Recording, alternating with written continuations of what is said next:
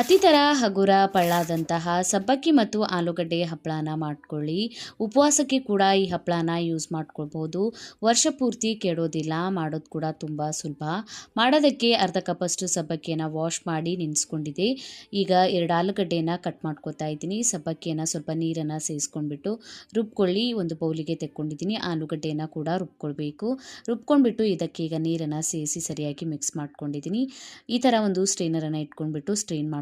ದಪ್ಪ ಇರೋದೆಲ್ಲ ಮೇಲ್ಗಡೆ ಬಂದುಬಿಡುತ್ತೆ.